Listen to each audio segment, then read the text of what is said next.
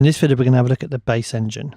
So the bass engine is how we add bass lines to our kick drum to create our low end. It's made up of different synthesis types to allow a great flexibility of different tones of bass. Okay, so we're going to start off looking at the interface, then we're going to go to the sub-oscillator. So the interface is split into these three sections.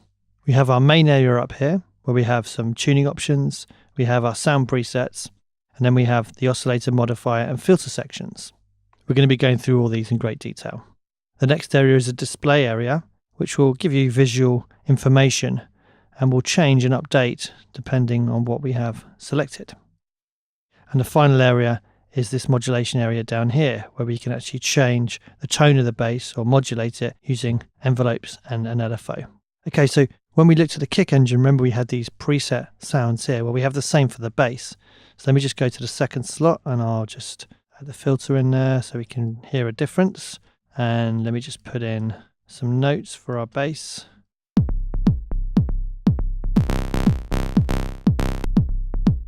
So we can change that just by clicking on the slots if we want to create some variation, or we can use our Midi keyboard in the same way as we did for the kick drum.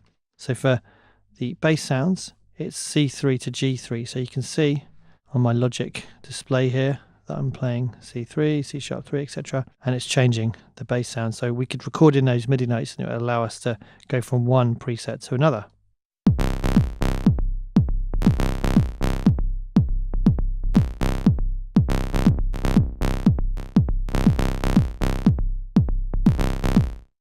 Pretty cool.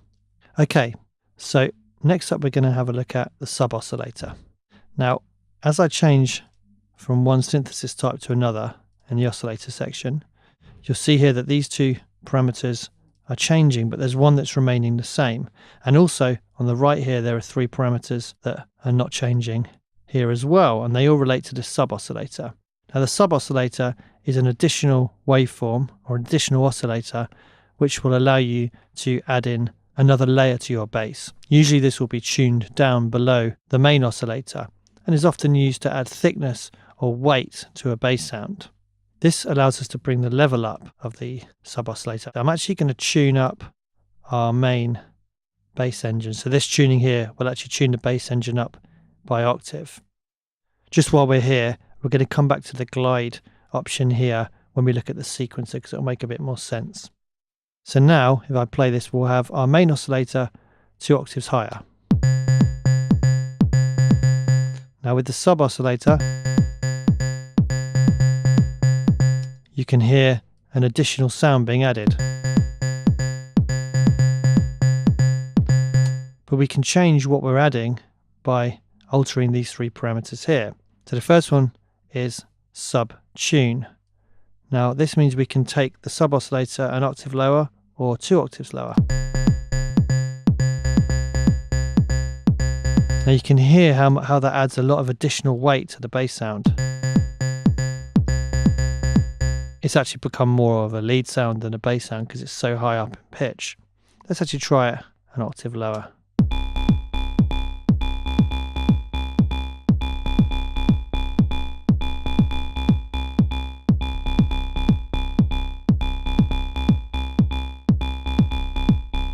It's a bit more noticeable before, so I'll put it back up. Okay, so that's what the sub-oscillator is allowing us to do, is thicken up the bass sound. And the next thing we have is sub-tone. A sub-tone allows us to move from a sine wave all the way to the left, through to a triangle, through to a square wave.